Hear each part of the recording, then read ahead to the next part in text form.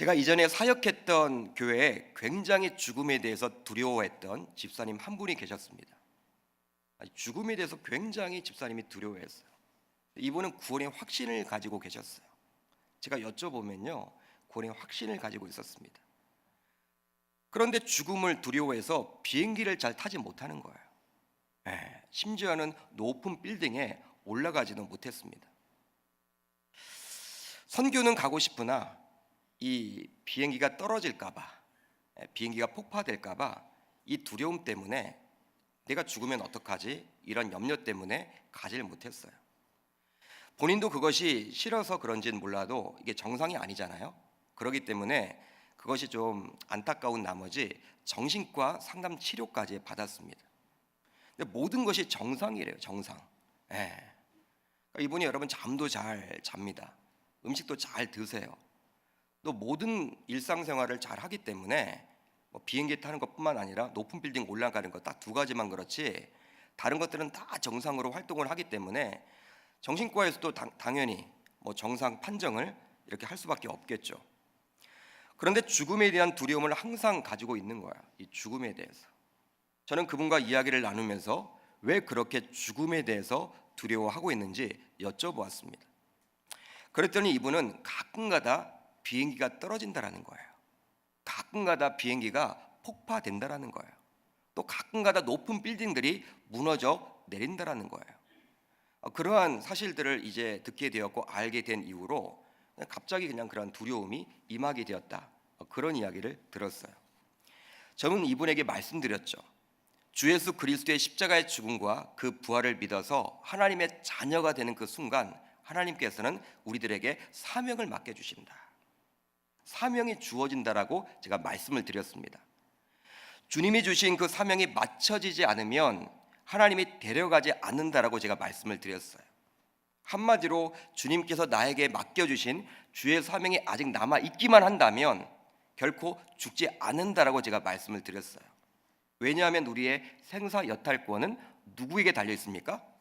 주님에게, 하나님에게 달려있죠. 여러분, 삶과 죽음이요 우리에게 달려있는 게 아니에요.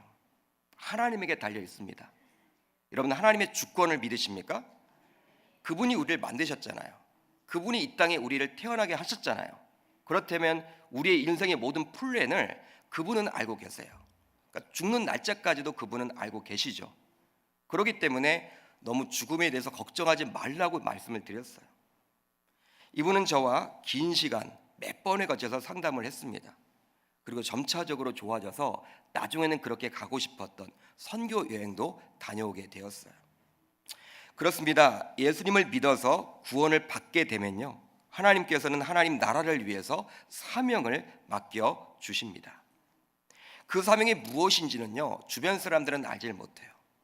당사자는 하나님과의 긴밀한 깊은 교제를 통해서 발견하게 되는 것이죠. 그 사명대로 삶을 살아가게 되면 그때부터는 하나님께서 인도해 주시기 때문에 모든 것이 잘 풀리게 되어 있습니다. 여러분, 형통의 길로 나아가게 되는 거예요. 여러분, 그렇기 때문에 저와 여러분들은 자신에게 맡겨진 그 사명을 발견하고 그 사명대로 살아가야 하는 거예요. 여러분, 아멘이십니까? 그것이 중요한 것이죠. 여러분, 하나님과의 긴밀한 교제, 또 하나님과의 그 기도를 통해서 하나님 앞에 다른 것들 가지고 나아가지 마시고 이 새벽에 2019년도 우리가 지금 연초를 보내고 있지 않습니까? 다른 것 기도하기보다는 여러분, 하나님이 나에게 맡겨놓으신 그 사명이 무엇인지를 발견할 수 있는 이 새벽이 되기를 주의 이름으로 축복합니다. 이 새벽에 나오신 저와 여러분들 모두 나를 구원하신 그 하나님의 은혜를 깊이 생각하시면서 주님께서 나를 위해서 무엇을 하시고자 하는지, 즉 사명이 무엇인지를 분별하며 나아갈 수 있기를 주의 이름으로 축복합니다. 내가 직장 생활을 하고 있다면 그 직장을 통해서 하나님께서 나에게 무엇을 말씀하고자 하는지, 그 직장을 통해서 하나님이 나에게 무엇을 말씀하시고자 하는지를 깨닫고 나아가는 것이 중요하겠죠. 또 내가 사업을 하고 있다면 그 사업을 통해서 주님께서 원하시는 것이 과연 무엇인지를 분별하는 것도 중요하겠죠. 내가 학교에서 공부를 하고 있다면, 공부하는 학생이라면 그 공부를 통해서 주님이 나에게 무엇을 하시고자 하는지를 발견하는 것도 굉장히 중요합니다. 또한 가정주부라면 주부로서 무엇을 하면 좋을지 알아나가야 하는 거예요. 여러분, 자신에게 맡겨진 사명대로 살아가게 되면 하루 24시간이 얼마나 귀한지 몰라요. 사명을 발견하기 전에는요, 그냥 24시간이 그냥 24시간이에요. 시간의 별로 중요함, 소중함을 잘 몰라요. 그렇지만 사명이 딱 주어지고 그 사명이 무엇인지를 알게 되면요, 하루하루 1초 1초가 얼마나 귀한지 몰라요. 정말 귀합니다, 여러분. 사람을 만나는 것도, 또 어떤 일을 할 때에도 1초 1초가 얼마나 소중한지 몰라요. 왜? 그 사명을 이루어 나가야 할 그 사명이 있기 때문에 그리 하는 것이죠. 우리가 살펴보고 있는 엘리야는 영적 침체를 겪게 되므로 자신에게 맡겨진 사명을 잊고 동굴에서 은둔 생활을 하고 있습니다. 지금 현재 동굴에서 은둔 생활을 하고 있죠. 모세가 하나님으로부터 직접 두 돌판을 받았던 호렙산에 가 있어요. 신의 산이죠. 그 산에 가 있음에도 불구하고 지금 동굴 안에 갇혀 지냅니다. 그만큼 영적 침체는 무서운 거예요. 회복이 굉장히 더딥니다. 그러니 우리는 되도록 영적 침체를 당하지 않도록 하기 위해서 항상 영적인 면역력을 길러내야 하는 거예요. 그러나 하나님께서는 자신이 불러 세운 하나님의 종이었던 선지자 엘리야를 포기하지 않으시죠. 어제도 살펴봤지만 그에게 친히 다가가 주셔서 음식물과 숙면을 충분히 취하도록 합니다. 특별히 어루만지기까지 하시죠. 본문을 보게 되면 바로 하나님의 위로하심을 엿볼 수가 있는 거예요. 하나님께서는 영적 침체로 심각하게 우울 증세에 빠져 있었던 그 엘리야를 결코 포기하지 않으시고 끝까지 그에게 관심을 기울이고 있으십니다. 그를 떠나지 않으시죠. 여러분, 이사야 49장 13절을 보면요, 이런 말이 나와 있어요. 하늘이여 노래하라, 땅이여 기뻐하라, 산들이여 즐거이 노래하라. 여호와께서 그의 백성을 위로하셨은즉 그의 고난 당한 자들을 긍휼히 여기실 것임이라. 할렐루야. 하나님은 어떠한 분이라고 나와 있습니까? 바로 저와 여러분들을 위로해 주시는 분으로 기록해 주고 있는 거예요. 위로해 주신다. 그러니까 우리 주님은 저와 여러분들이 고난을 당할 때 우리를 포기하지 않으시고 우리를 그냥 놔두지 않으시고 끝까지 위로해 주신다라는 거예요. 이사야 선지자의 고백처럼 말이죠. 세상적인 논리로는요, 우울증에 빠져 있거나 어떤 번아웃된 그런 상황에 놓여 있는 사람들을 그냥 놔둡니다. 그냥 놔둬요. 그러다 보면 그 사람들은 그냥 경쟁에서 자연스럽게 처지게 되죠. 약육강식의 세상이기에 그런 자들은 자연스럽게 도태되도록 말아요. 그러나 우리 하나님께서는 그들을 버리지 않으십니다. 관심을 가지시고 끝까지 돌보아 주십니다. 끝까지 위로해 주십니다. 회복을 위해서 말이죠. 바로 저와 여러분들이 믿고 있는 하나님이 바로 위로의 하나님임을 이 새벽에 깨닫고 돌아갈 수 있기를 주의 이름으로 축복합니다. 설령 세상 사람들이 여러분들을 오해하기도 하고 손가락질을 하기도 한다 할지라도 우리 주님께서는 끝까지 함께 하세요. 우리의 편이세요. 왜냐하면 저와 여러분들이 우리 주님의 아들, 딸이기 때문에. 우리가 그러한 영적인 무기력증, 영적 침체, 우울증에서 빨리 회복되어서 정상적인 활동을 하기를 우리 주님께서 원하시기 때문에 그리하는 것이죠. 그러니 우리들은 아무리 큰 위기를 만나게 되더라도 그 하나님만을 잊지 않으시면 되는 것입니다. 주님만을 놓치지 않으면 되는 거예요. 엘리야는 이제 동굴 안에 머물고 있었습니다. 동굴 안에 머물고 있었어요. 그런 그에게 주님은 다가오셔서 이렇게 묻죠. 이렇게 질문을 합니다. 엘리야야, 내가 어찌하여 여기 있느냐? 엘리야야, 내가 어찌하여 여기 있느냐? 여러분, 이 질문은요, 엘리야가 호렙산의 한 동굴에 왜 들어와 있는지 라는 단순한 질문이 아닙니다. 왜 그 동굴에 갇혀 있느냐? 그런 질문이 아니에요. 지금까지 왜 부엘사바를 거쳐서 광야에서 머물고 있었는지에 대한 질문이 아닙니다. 바로 갈멜산 전투 이후에도 아직도 기세가 등등한 바알과 아세라 선지자들과 그들을 리드하는 아합과 이세벨, 그리고 바알과 아세라를 추종하는 백성들을 물리쳐야 하는 그 상황 속에서 너는 사명자로서 대체 무엇을 하고 있느냐? 그렇게 묻고 있는 거예요. 너는 지금 내가 너에게 맡겨놓으신 그 사명, 바알과 아세라를 물리치라고 했던 그 사명을 잊고 왜 동굴에 갇혀 있느냐? 그 질문이란 거예요. 질책을 담고 있는 것이죠, 여러분. 안타까움을 담고 있는 거예요. 그러기에 위 구절, 엘리야야 내가 어찌하여 여기 있느냐, 이 구절을 영어 성경을 통해서 살펴보면요, 이런 뜻이에요. 엘리야 내가 여기서 무엇을 하고 있느냐, 너는 여기서 뭘 하고 있느냐라고 묻는 거예요. 바로 사명자로서의 어떤 모습도 보이지 않고 있는 엘리야에게 친히 찾아가 주셔서 정신을 차리라고 이야기를 해주고 있는 것이죠. 너 정신 차리면 좋겠어. 지금 봐봐, 이 바알과 아스라를 섬기는 그 선지자들이 그 갈멜산에서 그렇게 850명이 죽었음에도 불구하고 아직도 살아서, 많은 숫자가 살아 있어서 그렇게 혈안이 되어 있지 않느냐. 그리고 그들을 후원하고 있는 이 아합과 이세벨 선지자 이세벨이 있지 않느냐. 또 바알과 아세라를 섬기는 그 백성들이 있지 않느냐. 그들을 물리쳐야 되지 않겠니? 그런데 너는 그 사명을 잊고 왜 이곳에 와 있는 거야? 하나님은 안타까운 마음을 가지고 이렇게 이야기를 하고 있는 것이죠. 주님의 이런 기본적인 질문을 한 번에 파악하지 못한 엘리야는요, 자신이 브엘세바를 통해서 호렙산에 와 있게 된 그 이유를 10절과 14절에 걸쳐 두 번씩이나 변명을 하게 됩니다. 여러분 10절과 14절을 보십시오. 여러분들이 가지고 있는 성경을 가지고 한번 10절과 14절을 보세요. 완전히 같은 내용이 기록되어 있죠. 하나님이 내가 여기서 무엇을 하고 있느냐라고 질문을 했을 때 엘리야는 이 질문의 정확한 의도를 잘 파악하지 못했어요. 두 번씩이나 대답을 합니다. 변명을 하죠. 바로 10절을 보시면 이런 내용이 나와 있어요. 그가 대답하되 내가 만군의 하나님 여호와께 열심히 유별하오니 이는 이스라엘 자손이 주의 언약을 버리고 주의 제단을 헐며 칼로 주의 선지자들을 죽였음이오며 오직 나만 남았거늘 그들이 내 생명을 찾아 빼앗으려 하나이다. 여러분 한마디로 무엇입니까?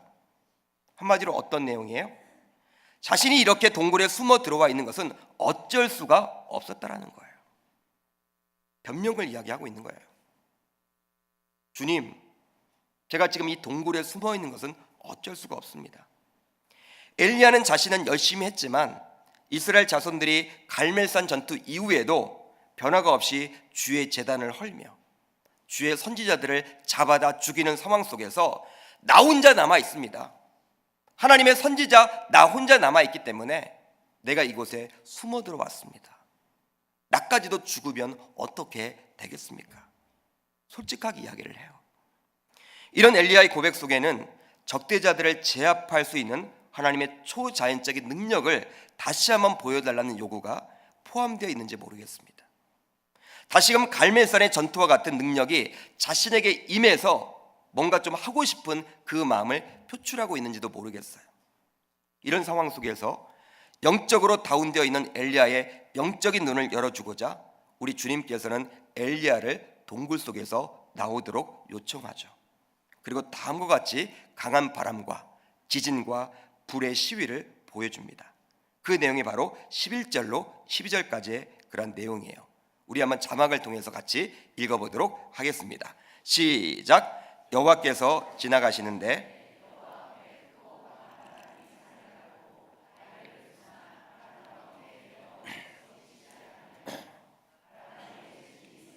지진 가운데에서도 여호와께서 계시지 아니하며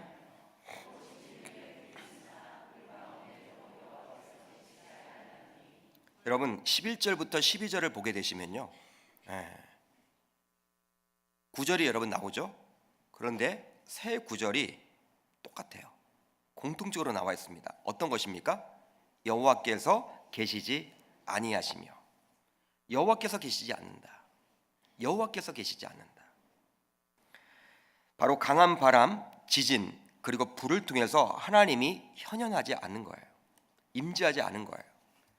유대인들의 입장, 특별히 엘리야의 입장에서는요, 이미 여러 가지 기적과 이적을 맛보았던 엘리야의 입장에서는 그런 강한 바람이나 지진이나 아니면 불을 통해서 하나님이 오시리라 기대를 했겠죠. 여러분 갈멜산에서 불을 경험했잖아요. 하늘에서 여러분 불이 떨어졌잖아요.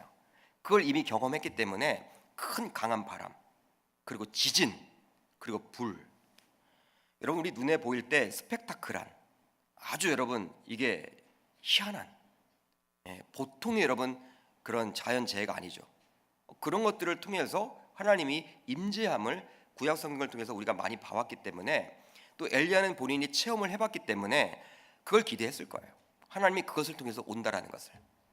그러나 엘리야는 그러한 강한 바람이나 지진이나 불 안에서 하나님을 느끼지 못합니다. 하나님을 느끼지 못해요. 자신의 생각의 틀이 깨지게 된 것이죠. 지금 굴 안에 머물면서 엘리야는요, 자신의 힘없음을 한탄하며 갈멜산에서 벌어진 그런 기적과 이적을 다시금 맛보기를 원했던 거예요. 그런데 주님은 엘리야에게 그런 방식으로 나타내주고 있지 않습니다. 강한 바람이나 불과 지진으로 나타내주고 있지 않아요. 그렇다면 주님께서는 엘리야에게 왜 그리한 것일까요? 여러분, 강한 바람으로, 지진으로, 불로 나타낼 수도 있잖아요. 우리 주님께서. 그럼 못할 분이 아니잖아요. 지금까지 그렇게 해오셨고. 그런데 왜 이번 본문에서는 그렇게 나타내주고 있지 않느냐라는 거예요. 바람이나 지진이나 그리고 불과 같은 신적 권능의 현현은요, 바로 하나님 자신이 아닙니다. 하나님 자신이 아니죠. 하나님께서 부리시는 피조물일 뿐이에요. 이 바람도 지진도 불도 피조물이에요. 능력일 뿐임을 보여주기 위함이에요. 즉 엘리야가 지금까지 의존했던 것은 바로 하나님 자신이 아니라 어쩌면 하나님이 베푸시는 그 각종 이적과 기적, 즉 능력임을 하나님이 아셨기 때문에 그것을 고쳐주기 위해서 그리 하는 거예요. 여러분, 이 열왕기상 18장을 보게 되면요, 아주 여러분 스펙타클한 그런 기적과 이적이 나타나잖아요. 하늘문이 열려지잖아, 기도를 통해서. 그리고 갈멜산에서, 적지인이었던 갈멜산에서 850명과의 대결에서 승리를 거두고 그들을 다 몰살시키잖아요. 그뿐만 아니죠, 여러분. 또 이 갈멜산에서 이스라엘까지 수십 킬로미터 떨어져 있던 그곳을 아합의 마차 앞에서 뛰면서 달려갔잖아요. 하나님의 전적인 능력을 경험했지 않았습니까? 여러분, 이러한 각종 이적과 기적을 맛보았기 때문에 엘리야는요, 지금까지 어쩌면 그런 기적과 이적, 하나님이 베푸셨던 그런 기적과 이적에 지금 맛을 알고 거기서 심취되어 있고 하나님을 놓치고 있지 않았나, 이 하나님의 생각을 했기 때문에 그리 한 거예요. 그렇다면 하나님은 이제 어떻게 나타내 주십니까? 12절 하반절을 보게 되면요, 불 후에 세미한 소리가 있는지라. 세미한 소리라고 이야기를 하고 있습니다. 오히려 강한 바람이나 지진이나 그리고 불과 정반대 현상인 세미한 음성 속에서 하나님이 나타내주고 있으십니다. 바로 말씀으로 우리 주님이 나타내주고 있는 것이죠. 이것을 엘리야가 듣게 되어요. 바람이 불 때, 그리고 불이 이렇게 임할 때, 지진이 나타날 때는요, 하나님을 느끼지 못했는데 세미한 음성이 나타날 때는 이 엘리야가 들어요. 세미한 소리임에도 불구하고 듣습니다. 세미한 소리는 침묵이라고 보기에는 소리에 가깝고 소리라고 보기에는 침묵에 가까운 거예요. 소리와 침묵의 중간이고 있음과 없음의 중간이고 들림과 안 들림의 중간이라고 볼 수 있죠. 한마디로 속삭임입니다. 속삭임. 여러분, 속삭이는 소리는요, 듣는 사람이 있고 못 듣는 사람이 있습니다. 그렇죠? 누군가 여러분 속닥속닥 하면요, 그 듣는 사람이 있고 듣지 못하는 사람이 있어요. 근데 엘리야는 지금 들었어요. 이런 세밀한 음성으로 우리 주님은 엘리야에게 다가와 주셨던 거예요. 엘리야가 그렇게 원했던 강력한 파워로서의 모습이 아니라 말씀으로 임하게 된 것입니다. 요한복음 1장 1절을 보게 되면 이런 말씀이 나와 있죠. 태초에 말씀이 계시니라. 이 말씀이 하나님과 함께 계시리니 이 말씀은 곧 하나님이시니라. 할렐루야. 여러분, 말씀 자체가 하나님이에요. 말씀 자체가 하나님이에요. 그러니까 불과 그 지진과 바람은요, 피조물일 뿐이에요. 하나님의 능력일 뿐이에요. 하나님 자체는 아니에요. 근데 엘리야는 지금 그것만을 의존하고 있었던 거예요. 그것만을 바라보고 있었던 거예요. 본질을 놓치고 있었던 거예요. 그렇기 때문에 하나님께서는요, 그게 아니라는 것이죠. 자기 자신인 이 말씀으로 이렇게 속삭여주고 있는 거예요. 그걸 지금 엘리야가 듣게 된 것이죠. 여러분, 열왕기상 17장과 18장을 보게 되면 항상 엘리야에게 하나님의 말씀이 임했다라고 나와 있습니다.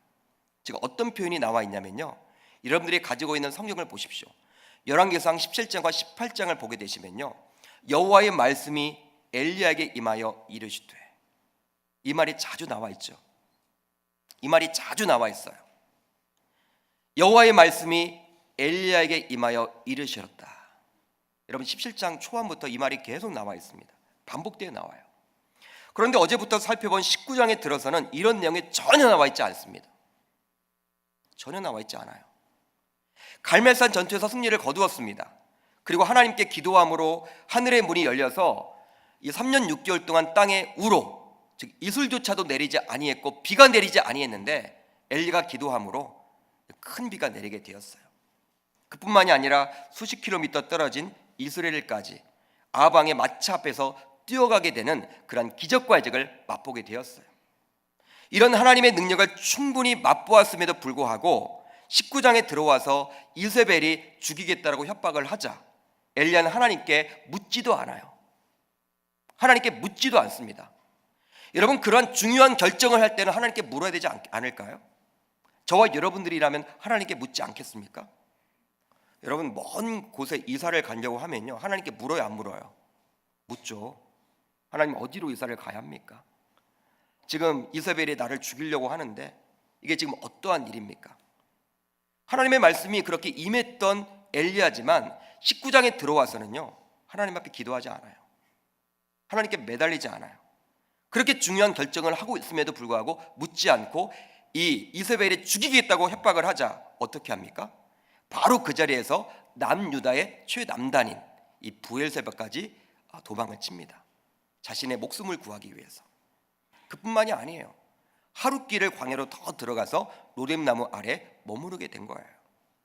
즉 하나님과의 친밀했던 관계가 완전히 단절된 것이죠. 물론 하나님은 떠나지 않고 엘리야를 돌보셨지만 엘리야의 입장에서는 그렇게 중요한 결정을 하나님께 묻지 않았음이 참 아쉬워 보이는 부분입니다. 북이스라엘 선지자가 남유다 땅에 가서 무엇을 하겠다라는 말입니까? 여러분, 엘리야는요, 이 북이스라엘의 선지자예요. 남유다에 가서 여러분 할 일이 없어요. 근데 남유다에 가서 뭘 하겠다라는 거예요? 왜 그쪽까지 도망을 가는 것입니까? 여러분, 사명을 다 잊게 된 거예요. 자신에게 맡겨놓았던 그 사명을 다 잊게 된 거예요. 순식간에. 한 번이라도 하나님께 묻는 작업이 필요하지 않을까 저는 생각을 해봐요. 이런 상황 속에서도 엘리야는 계속해서 주님으로부터 큰 기적을 기대합니다. 그래, 자, 갈멜산 때가 좋았지. 갈멜산 때 그 850명의 그 일의 대결이 참 좋았어. 그때 참 대단했어. 어떻게 그렇게 불이 내렸지? 여러분, 지금 다른 시절을 살고 있는데 지금도 그 옛날 과거에 심취해서 엘리야는 그 과거에 내가 은혜 받았던 그때만을 떠올리고 있는 거예요. 시절이 흘렀음에도 불구하고. 그러나 하나님께서는 엘리야를 완전히 영적 침체에서 건져내기 위해서 이제 말씀으로 다가와 주시죠. 말씀으로 다가와 주시는 거예요. 너는 사명이 있어. 네가 이렇게 동굴 안에 갇혀 있어서는 안 되는 거야. 사명이 있어. 너에게는 아직까지 맡겨놓은 사명이 있어. 너 왜 여기 있니? 그렇게 하면서 하나님께서는요, 새로운 사명을 그에게 맡겨주게 되는 것이죠. 그 부분이 바로 15절로 16절입니다. 우리 15절 16절을 한번 이 새벽에 같이 한번 읽어보기를 원합니다. 우리 한번 자막을 통해서 같이 보겠습니다. 시작. 여호와께서 그에게 이르시되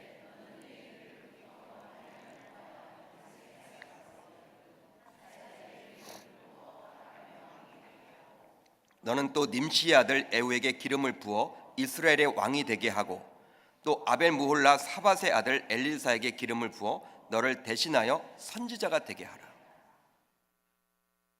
여러분, 어떤 말씀입니까? 엘리야에게 새로운 사명을 주신 거예요. 영적 침체로 자신만이 동굴 안에 갇혀있는 엘리야에게 우리 주님은 세밀한 음성으로 다가와 주셔서 사람을 세우도록 합니다. 사람을 세우라는 거예요. 바로 아람의 왕으로 누구를? 하사엘을. 이스라엘 왕으로 누구를? 에후를. 자신을 대신할 선지자로 누구를? 엘리사를 세우라는 거예요. 엘리야는 홀로 남은 자신이 그 바알과 아세라 숭배자들을 척결해야 한다라는 믿음을 지금까지 가지고 있었습니다. 그 믿음이 있었기 때문에 자신의 목숨을 지금 구해서 자신이 살아야 되니까.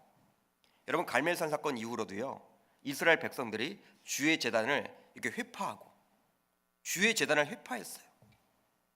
주의 제단을 회파해 버리고 또 하나님의 선지자들을 다 척결을 했어요. 죽여버렸어요. 그런 안타까운 일들이 벌어졌어요. 그런 상황 가운데 내가 이 사명을 감당해 나아가려면, 내가 이 바알과 아세라를 물리치려면 나는 살아남아야 되지 않을까? 나까지 죽어버리면 이 사역이 끝나버리는데 어떡할까? 이런 염려 걱정이 있었기 때문에 지금 동굴 안에 갇혀 있는 거거든요. 동굴 안에 있는 거예요. 그렇기 때문에 갈멜산에서 했던 그런 기적과 이적을 다시 한번 맛보기를 원했던 거예요. 근데 우리 주님은 세밀한 음성을 통해서 바알과 아세라라는 우상 숭배자들을 척결하는 일이 자신의 당대 끝날 일이 아니라 오랜 세대를 두고 완성해야 할 힘을 깨닫도록 한 것입니다. 자신의 때에 모든 것을 마치려고 했지만 하나님의 시간표는 다름을 엘리야에게 보여주고자 한 거예요.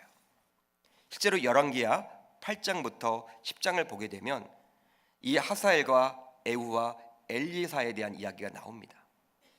그런 기록이 나와요. 하나님께서 하사엘을 아람의 왕으로 삼도록 엘리야에게 지시를 했지만 실제로는 그의 제자였던 엘리사가 그 말을 실현하게 되죠. 에후를 북이스라엘의 왕으로 세우기 위해서 기름을 부으라고 했지만 이 역시 엘리사가 그 종을 시켜서 이루게 됩니다. 또한 엘리야가 엘리사를 제자로 삼았지만 엘리사가 에후의 칼을 피하여 남은 자들을 죽였다라는 성경의 본문은 없습니다. 그럼에도 불구하고 하나님께서 엘리야에게 이런 사명을 주신 것은 굉장히 의미가 있다고 볼 수가 있어요. 왜냐하면 바로 하나님의 명령이 예언자적인 전통을 통해서 계속 이루어졌음을 알 수가 있기 때문이죠. 즉 엘리야는요, 자신 아니면 아닌다고 생각을 했어요. 그 일은 나만 해야 돼. 내가 해야 될 일이야. 내 사명이야. 나만 해야 돼. 나에게 주어진 일이야. 그렇지만 하나님은 엘리야 말고도 다른 사람들을 준비토록 했던 거예요. 엘리야는 자신만이 그 일을 하려고 했지만 하나님은 아니라는 거예요. 실제로 엘리야는요, 하나님의 선지자는 자신만 남았음을 오늘 본문에서 2번씩이나 강조를 합니다. 여러분 10절 하반절을 한번 이렇게 같이 보겠습니다.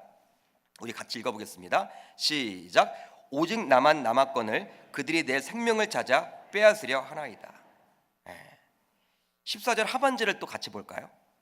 시작. 오직 나만 남았거늘 그들이 내 생명을 찾아 빼앗으려 하나이다. 2번씩이나 이야기를 합니다. 뭐가 여러분 눈에 띄어요? 오직 나만 남았다. 오직 나만. 내가 중요해. 나만 중요해요. 나만 남았다라는 거예요. 하나님의 일을 하려고 하는데 나만 남았다라는 거예요. 나만. 내가 그 일을 해야 되는데, 하나님이 나에게 맡겨놓으신 그 일을 내가 해야 되는데 나밖에 남지 않았겠다는 거예요. 그것도 하나님께 이야기를 2번씩이나 하죠. 자신만 남았기에 씨가 마를 수 있기에 동굴에 숨어 있을 수밖에 없다라는 자신의 처지를 말해버립니다. 그러나 엘리야는 자신만 홀로 남았다고 말하고 있지만 본문 18절을 통해서 우리 주님은 그것이 아니라고 이야기를 하고 있어요. 내가 이스라엘 가운데 7,000명을 남기리니 다 바알에게 무릎을 꿇지 아니하고 다 바알에게 입맞추지 아니한 자니라. 할렐루야. 여러분, 우리 주님이 이렇게 이야기를 하고 있는 거예요. 7,000명.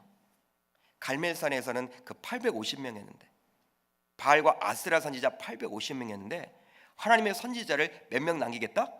지금도 있다라는 거예요. 7,000명. 너는 착각하지 마. 너 혼자 있는 거 아니야. 너와 함께 일할 수 있는 동역자 7,000명이 지금 내가 준비를 해놓고 있어. 7,000명의 하나님의 사람, 즉 동역자들이 준비되어 있다라는 것입니다. 즉 엘리야는 자신의 손으로 바알과 아세라의 끝장을 보려고 했지만 하나님은 엘리야로 하여금 마지막 사명, 즉 사람을 세우는데 전념하라고 이야기를 해주고 있는 거예요. 너의 사명은 여기까지야. 바알과 아세라와의 전투는 이제 갈멜산에서 끝났어. 너는 하늘의 문을 열고 나서 조용히 퇴장해야 돼. 왜 너 이름을 드러내려고 하니? 너 왜 교만해지려고 해? 네가 왜 그렇게 하나님처럼 되려고 그래? 너는 사람을 세우는 일에 전념을 해. 여러분, 하나님의 사역은 홀로 하는 것이 결코 아님을 저와 여러분들에게 보여줍니다. 홀로 하는 게 아니에요. 어떤 정치인은요, 자신이 독고다이식으로 일을 처리한다고 자랑을 해요. 세상의 일도 그렇지만 하나님의 일은 결코 독고다이식으로 해서는 안 됩니다. 하나님이 싫어하는 일이에요. 그러기에 우리는 항상 어떤 일을 하더라도 사람의 초점을 맞추어야 합니다. 또한 자신이 어떤 사역을 하고 있더라도 항상 내 뒤를 위해서 누가 그 사역을 하면 좋을지 염두에 두고 사람을 세우는 작업을 분명히 해야 하는 거예요. 제가 이전 분당에서 사역을 할 때 항상 그 목사님은요, 연말이 되면, 제가 교구 사역자였는데 연말이 되면 헌신자를 각 교구당 몇 명 남겼는지 적어내라고 그래요. 작년까지는 교회에서 사역을 하지 않다가 이제 한 해 동안 열심히 이렇게 교구 사역을 해서 헌신자를 몇 명 만들어 놨느냐. 그때는 굉장히 그게 뭐냐 이해를 할 못했어. 그런데 이 말씀을 묵상하는 순간 그렇구나. 사람을 세우는 게 굉장히 중요하구나. 사람을 세우는 게 굉장히 중요하구나 깨닫게 되었어요. 사랑하는 계명교회 성도 여러분, 하나님은 항상 사람에게 관심이 있으십니다. 사람을 찾고 계세요. 그렇다면 우리들도 어떠한 중요한 사역을 하더라도, 어떤 일을 하고 있더라도 사람을 세우는 그 작업에 우리는 올인해야 합니다. 어떤 분들은 자신의 사역을 움켜쥐고 있는 분들이 있어요. 자신만 하려고. 자신이 없으면 안 된다라는 거예요. 마치 오늘 본문에 나오는 엘리야처럼 말이죠. 그러나 자칫 잘못하면 그 사역이 우상이 될 수도 있습니다. 지금 엘리야가 지금 우상 섬기고 있거든요. 엘리야가 지금 우상 숭배를 하고 있는 거예요. 동굴 안에서 자신에게 갇혀서 내가 살아야지, 나 혼자 그 바알과 아세라를 이렇게 할 수 있지, 처단할 수 있지, 자신만 하려고 그래요. 하나님이 그 작업을 깨죠. 7,000명이 있다. 7,000명이 있어. 너 말고도 7,000명이 있어. 너 말고도 내가 사용할 사람이 7,000명이나 있어. 여러분, 7이라는 숫자는 완전수입니다. 7,000명이란 것은요, 끊임없이 많다라는 거예요. 너 없이도 할 수 있어. 엘리야에게 있어서 어쩌면 자신만이 바알과 아세라 숭배자들을 쳐내야 한다는 생각이 어쩌면 그에게 있어서 우상이지 않았나 저는 생각을 해봐요. 그러게 더 우상 숭배를 하기 전에 하나님께서는 개입하셔서 사람을 세우는 새로운 사명을 그에게 허락해 주신 것입니다. 저와 여러분들 모두 사람을 세우는 그 작업이 바로 자신에게 맡겨진 사명의 끝임을 알고 부지런히 사람을 세워 나아갈 수 있기를 주님의 이름으로 축복합니다. 사랑 목자라면요, 우리 사랑방 안에 항상 예비 목자를 염두에 두셔야 합니다. 예비 목자, 그걸 본인이 여러분 기도하면서 하나님 앞에 부르짖고 달라고 하셔야 돼요. 교사라면 자신을 도울 보조교사를 반드시 자신의 손으로 세울 줄 알아야 돼요. 누가 세워주는 거 아니에요. 찬양대원이라면 자기 대신에 찬양할 수 있는 사람을 반드시 세울 줄 알아야 돼요. 그게 눈이 보이지 않으면 그걸 위해서 기도하셔야 돼요. 하나님, 사람을 좀 보내달라고, 저게 사람을 붙여달라고. 여러분, 그런 기도 하십니까? 저는 항상 기도를 해요. 하나님, 동역자를 붙여달라고. 동역자가 필요합니다. 이렇게만 된다면 그 공동체는 정말 멋진 공동체예요. 주님이 기뻐하는 공동체가 되지 않을까 생각을 해봅니다. 그런 공동체가 바로 우리 계명교회 공동체가 되어야 될 줄 주의 이름으로 축복합니다. 새로운 조직 개편이 되었습니다. 조직 개편을 통해서 이제 지금까지 일을 하지 않았던 분들도 아무튼 이 장자의 이름이 오르게 되었어요. 그분이 두렵기도 하고 떨리기도 하고 하지만 여러분, 교회 입장에서는 사람을 계속해서 발굴을 해야 되는 거예요. 발굴을. 여러분, 그 장을 마련해 드려야 되는 거예요. 사역이 되느냐 안 되느냐 그것보다 더 중요한 것이 사람을 세우는 거예요. 나 홀로 하려고 하지 마십시오. 하나님 앞에 사람을 붙여달라고 이야기를 하십시오. 기도하십시오. 그렇게 된다면 하나님이 7,000명이 있다라고 이야기를 했듯이 우리 계명교회도 구석구석에서 사람들을 붙여주셔서 아름다운 교회 공동체가 되리라 저는 확신을 합니다. 이 새벽 이 엘리야가 우상을 숭배했던 거예요. 우상을. 자신만의 틀 안에 갇혀서. 그렇다면 나도 지금 어떠한 우상을 섬기고 있습니까? 나밖에 그 사역을 쥐고 있다면 그 사역이 여러분 우상이란 거예요. 우상. 항상 우리는 떠날 준비를 하셔야 되는 거예요. 떠날 준비. 그 사역 아니면 안 된다는 것보다도 또 다른 사역을 가서 열심히 하면 되는 거죠. 그게 여러분 바로 신자의 바른 모습이 아닐까 저는 생각을 해봅니다. 이 새벽 저와 여러분들이 이 본문의 말씀을 꼭 붙드셔서 사람을 셈으로 사명이 완순된다라는 그 말씀을 꼭 내 바로 붙으셔서 2019년도 그런 한 해를 멋지게 살아갈 수 있기를 주의 이름으로 축복합니다.